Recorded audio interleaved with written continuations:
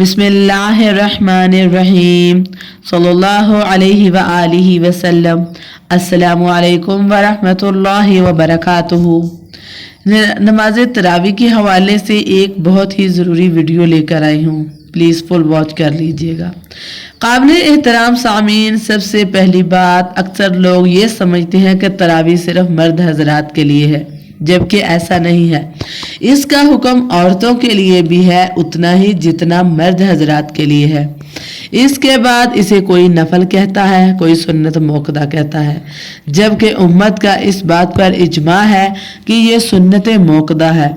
यानी नबी पाक सल्लल्लाहु अलैहि वसल्लम ने रमज़ान में तरावी का एहतमाम किया है, इस एतबार से ये सुन्नत मोकदा है। मगर आप किसी से बहस ना करें इस मामले में। फिर इसकी रकात में भी इख्तलाफात है, कोई 8 कहता है, कोई 12 कहता है और कोई 20 कहता है। और 12 रकातें अगर 8 और 12 रकातें अगर मुसलक के नज़दीक है, जबकि हनफी मसलक के पैरोकार जो इमाम अबू हनीफा रहमतुल्लाह अलैहि को फॉलो करते हैं वो 20 पढ़ते हैं, क्योंकि उस पर भी उलमा का इजमा है।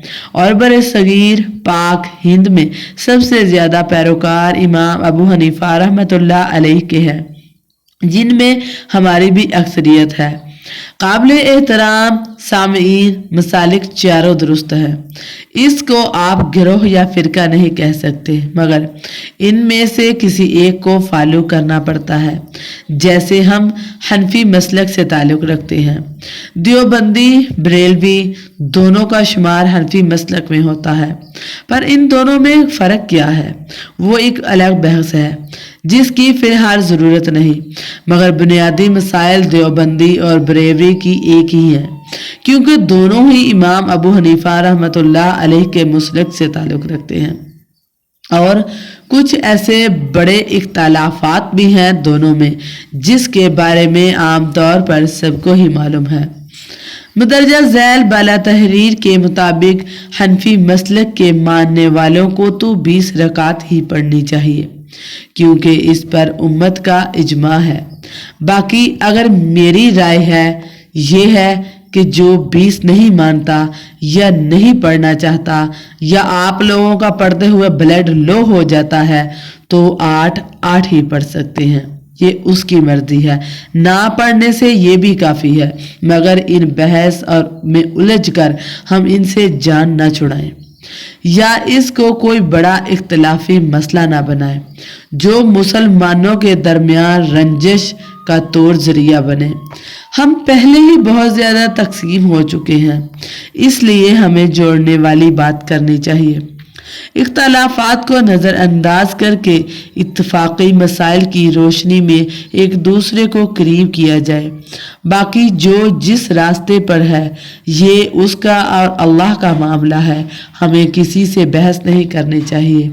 और कुछ कम फहम लोग तो ऐसे भी हैं कि इसको सुन्नत मानकर पढ़ते ही नहीं है कि सुन्नत है, फ़र्ज तो नहीं। नाउज़ुबिल्लाह मिन ज़ालिका। पहली बात तो जो ऐसा समझते हैं कि ये किसने कहा है कि सुन्नत छोड़ देना गुनाह है, सुन्नत छोड़ना भी गुनाह है, ये अलग बहस है, इस पर फिर कभी बात होगी। पर यहाँ समझने वालों के लिए इतना ही काफ़ी है कि रसूल सल्लल्लाहु अलैहि वसल्लम की मोहब्बत का दावा भी किया जाए और उनके किए जाने वाले अमाल जो कि उन्होंने किए हैं ये कहकर छोड़ दिया जाए कि ये सुन्नत है। तो क्या ऐसा कहने वाला अपने दावे में सच्चा हो सकता है? नबी पाक सल्लल्लाहु अलैहि वसल्लम ने अपनी उम्मत की खातिर सख्तियां बर्दाश्त की और उनके लिए दिन रात रोए, उनके लिए सजदों में रोए। तो क्या उनकी सुन्नत को तर्क कर देना बेवफाई नहीं है? मेरी ज़ाती राय ये है कि सुन्नत पर अमल करना आधे कलमे पर अमल करना है, यानी पहले जुज़ ला इलाहा इल्लल्लाह का मतलब अल्लाह पाक का हुक्म मानना है और मुहम्मदुर रसूलुल्लाह नबी पाक सल्लल्लाहु अलैहि वसल्लम के अहकामात को मानना है और उनकी सुन्नत पर अमल करना है। तो आप खुद फैसला करें, आधे कलमे को छोड़ना गुनाह नहीं क्या? बल्कि इसमें तो सख्त अल्फाज में इस्तेमाल करना चाहूँगी। اللہ پاک ہمیں اس رمضان کا بہترین اہتمام کرنے کی توفیق عطا فرمائے۔ برائے مہربانی تراویح کا اہتمام کر لیں، ایک مہینہ ہی تو پڑھنا ہے، کون سا آپ نے پورا سال پڑھنی ہے، اور کیا پتا اگلا سال ہمارے نصیب میں ہوتا ہے یا نہیں۔ اس کی اہمیت دنیا سے رخصت ہونے کے بعد معلوم ہوگی۔ اللہ